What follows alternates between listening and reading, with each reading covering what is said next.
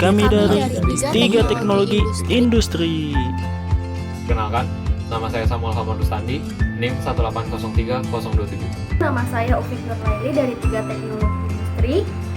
NIM saya 1803028. Perkenalkan, nama saya Winda Yusrina Febianti dari Tiga Teknologi Industri, NIM 1803029.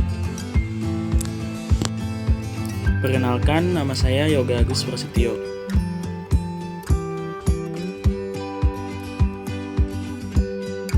Di sini saya bersama tim saya akan mempresentasikan mengenai proposal yang telah dibuat tentang perancangan kursi lab bahasa Politeknik Gajah Tunggal dengan pendekatan ergonomis.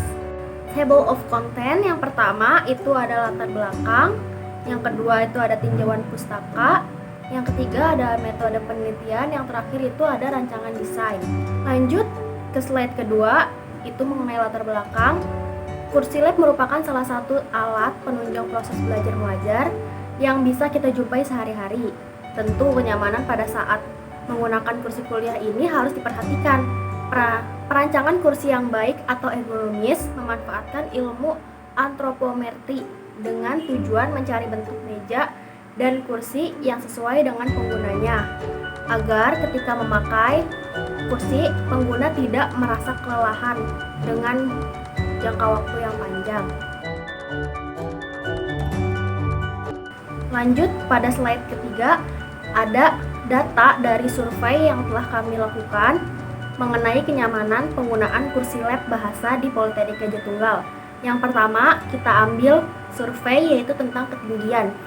40% responden mengatakan bahwa ketinggian sudah sesuai dengan standar, 50% ketinggian terlalu tinggi, dan 10% ketinggian itu terlalu rendah. Untuk yang kedua, kami menggunakan acuan sandaran kepala. Sandaran kepala kami menanyakan kepada responden apakah perlu atau tidak perlu, dan jawabannya 100% responden mengatakan perlu adanya sandaran kepala agar ketika menggunakan leher tidak sakit. Yang terakhir ada dudukan tangan, karena sebelumnya kursi lab bahasa belum menggunakan dudukan tangan. Jadi kami menggunakan acuan dudukan tangan ini untuk mengukur keergonomisan. Responden 90% mengatakan perlu adanya sandaran tangan dan 10% menyatakan tidak perlu adanya dudukan tangan. Untuk slide keempat, itu ada diagram fishbone-nya. Bisa dilihat untuk dari manusianya sendiri, postur tubuh tidak sesuai dengan kursi. Itu yang membuat kenyamanan kurang ketika menggunakan kursi lab bahasa ini. Yang kedua ada dari metodenya. Metodenya itu yang pertama ada posisi duduk yang salah, yang kedua ada posisi punggung yang dipaksakan. Jadi ketika sandaran punggung tidak sesuai, itu posisi punggung akan dipaksakan untuk menyesuaikan. Jadi kenyamanan itu kurang ketika menggunakan kursi lab itu dan punggung akan terasa sakit. Padahal kita menggunakan kursi lab itu dengan jangka waktu yang lama. Lanjut material. Untuk di materialnya itu ada tinggi kursi yang tidak sesuai dengan pengguna. Jadi ketika tingginya tidak sesuai, ketika ketinggian pengguna akan susah duduknya. Ketika terlalu rendah juga pengguna akan susah untuk menggunakan komputernya karena terlalu rendah kursinya. Yang kedua itu ada kursi tidak memiliki sandaran. Itu tidak memiliki sandaran membuat kita lebih lelah tentunya karena tidak ada penopang untuk punggungnya. Yang terakhir itu ada tinggi kursi tidak sesuai dengan meja komputer. Itu tinggi kursi tidak sesuai, bisa ketinggian, bisa terlalu rendah. Itu juga menyebabkan kita kesulitan dalam menggunanya. Di sini saya akan membahas tentang 5W1H. Yang pertama itu ada man atau manusia. Pada Watt, posisi kaki menggantung, posisi punggung membungkuk, dan tangan pegal karena menggantung. Y, tinggi kursi tidak sesuai, dan kursi lab tidak memiliki sandaran kepala. Where, lab bahasa Politeknik Gajah Tunggal. When, saat jam praktek perkuliahan di lab bahasa. Who, mahasiswa. How, menentukan tinggi kursi di lab sesuai dengan ukuran dimensi rata-rata tinggi mahasiswa. Lalu yang kedua itu ada material. Pada what, bentuk kursi tidak ergonomis. Why, desain kursi lab tidak sesuai dengan tinggi rata-rata mahasiswa. Where, lab bahasa Politeknik Gajah Tunggal. When, saat jam praktek perkuliahan di lab bahasa. Who, mahasiswa. How, mendesain kursi lab yang ergonomi sesuai dengan kebutuhan dan kenyamanan mahasiswa. Yang ketiga itu ada metode.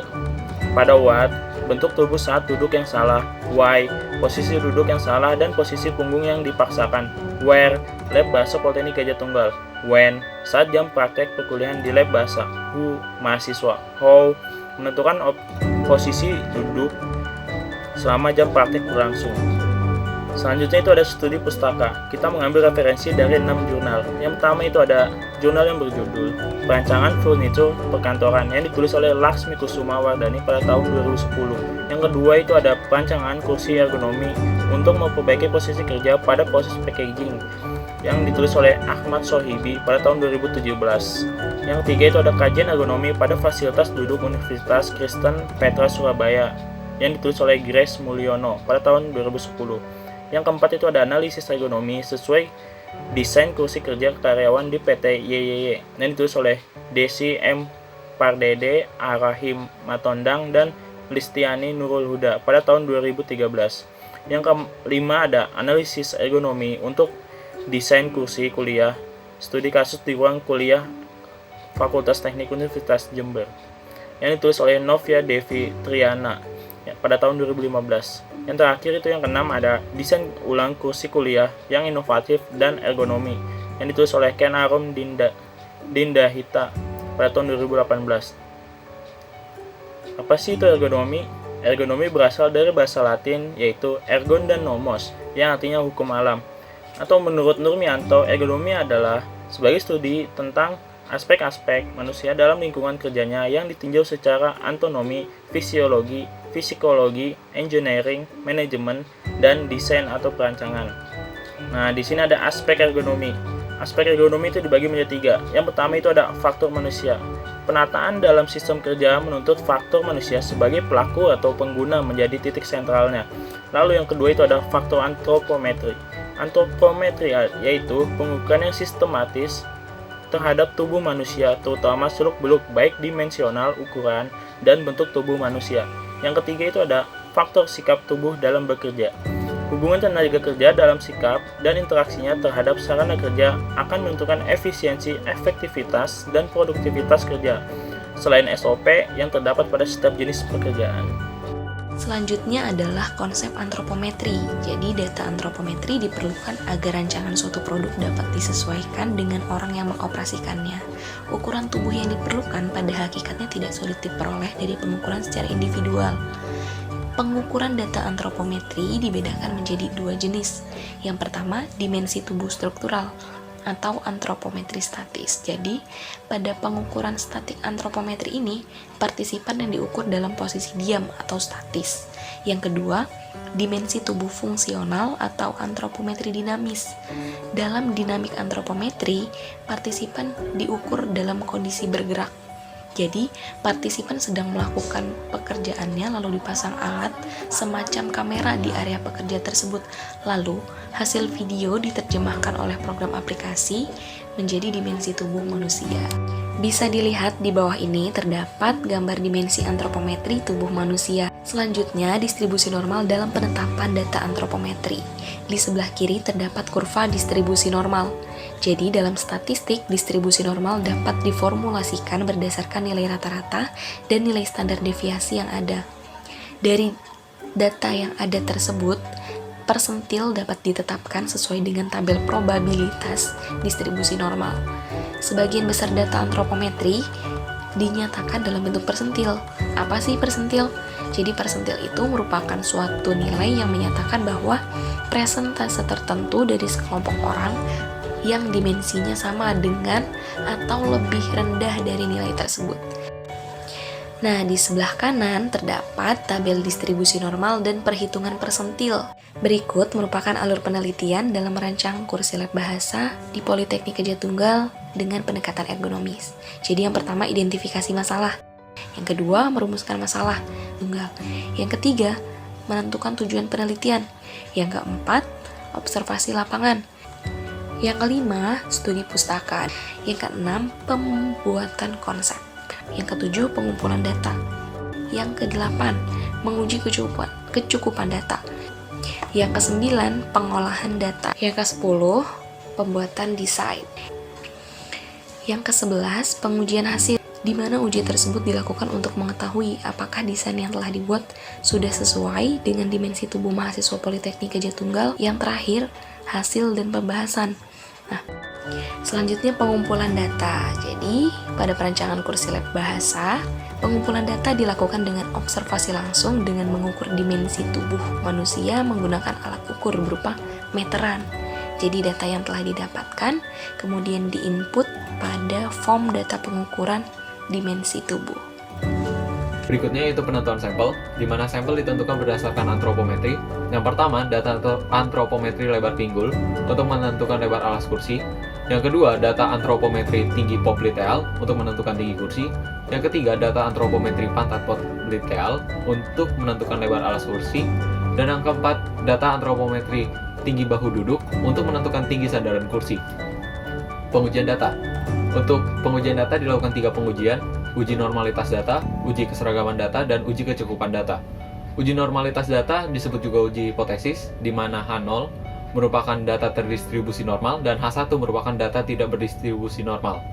Statistik uji yang digunakan yaitu uji Kolmogorov-Smirnov atau uji Smirnov dengan alfa 5% atau 0,05 dan daerah kritis H0 ditolak jika sigma lebih kecil daripada alfa. Berikutnya uji keseragaman data. Langkah-langkahnya yang pertama itu menentukan rata-rata data yang telah dikumpulkan dengan rumus X bar sama dengan sigma XI per N. Kemudian menentukan standar deviasi dengan rumus standar deviasi sama dengan akar dari sigma XI dikurang X bar dikuadratkan dibagi dengan N kurang 1. Kenapa N kurang 1? Karena kita menghitung sampel bukan populasi. Kemudian kita menentukan batas kontrol, yaitu batas kontrol atas dan batas kontrol bawah dengan rumus batas kontrol atas sama dengan X bar ditambah K dikali standar deviasi, dan batas kontrol bawah X bar dikurang K kali standar deviasi. Kemudian itu uji kecukupan data dengan rumus N aksen sama dengan K per S dikali akar dari N kali sigma XI kuadrat dikurang sigma XI dikuadratkan dibagi dengan sigma XI. Pengolahan data. Pengolahan data ini dilakukan untuk memenuhi tujuan penelitian, di mana populasi dibagi berdasarkan kategori dengan jumlah keseluruhan 100%, diurutkan dari populasi terkecil hingga terbesar, berkaitan dengan beberapa pengukuran tubuh tertentu. Untuk pengolahan data ini, kami melakukan pengolahan berdasarkan persentil, di mana tabel persentil dapat dilihat pada slide sebelumnya, slide 10. Berikut adalah gambaran rancangan kursinya, dari tampak depan, belakang, dan tampak samping. Dapat kita lihat bahwa kursi ini memiliki sandaran kepala, sandaran punggung, sandaran tangan, dan sandaran kaki, serta tinggi yang dapat disesuaikan. Dapat dilihat pula dari tampak samping bahwa kursi ini, sandaran punggung kursi ini dapat disesuaikan, kemudian tingginya juga bisa disesuaikan untuk ke atas atau ke bawah, sehingga pengguna dapat menyesuaikan sandaran tangan dengan meja lab, dan juga ada sandaran kaki di mana menyesuaikan ke permintaan pengguna, di mana mereka biasanya menyesuaikan sandaran tangan dengan meja dan kaki mereka tidak menapak, sehingga kita menggunakan ide tersebut untuk membuat sandaran kaki sehingga mereka tidak menerima atau mengalami kelelahan yang berarti selama proses perkuliahan di lab bahasa. Kenyamanan dalam sebuah aktivitas adalah sebuah kebutuhan mutlak yang sangat dicari dan dioptimalkan. Demikian penjelasan kelompok kami mengenai perancangan kursi lab bahasa Politeknik Gadjah Tunggal dengan pendekatan ekonomi. Mohon maaf apabila dalam penyampaian mungkin ada kesalahan kata. Semoga yang kami sampaikan dapat bermanfaat. Thank you Thank you for watching. Bye. Bye.